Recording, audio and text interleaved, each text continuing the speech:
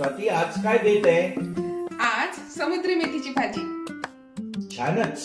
खूप दिवसांनी म्हणजे वर्षांनी आपल्याकडे बनणार आहे. तुम्हाला माहित आहे का, सुंदर अशा दिसणाऱ्या भाजीला भरपूर नावं आहेत. या भाजीला सागर मेथी, समुद्री मेथी, बाळ मेथी ही म्हणतात. सगळ्यात आधी भाजीच्या मुळा कापून घ्यायच्या आहेत. त्यात काही गवत, काडी कचरा असेल तर तो साफ करून घ्यायचा आहे.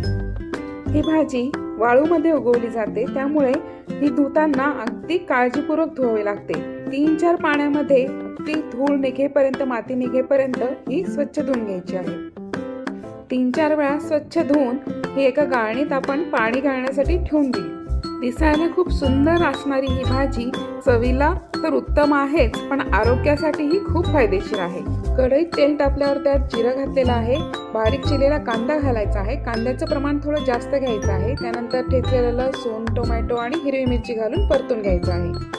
हे सगळं परतून झाल्यावर भाजीला लागणारं मीठ मी आताच घातलेलं आहे. त्यासोबतच चिरून ठेवलेली मेथी घालून हे सगळं व्यवस्थित पुन्हा परतून घ्यायचं आहे. आता यात शेंगदाण्याचा जाड भरड कूट घातलेला आहे. 2 मिनिट परतून घ्यायचं. आपली भाजी तयार. ही भाजी गरमागरम पोळीसोबत किंवा भाकरीसोबत सर्व करा. रेसिपी कशी वाटली कमेंट करून नक्की कळवा. बाय.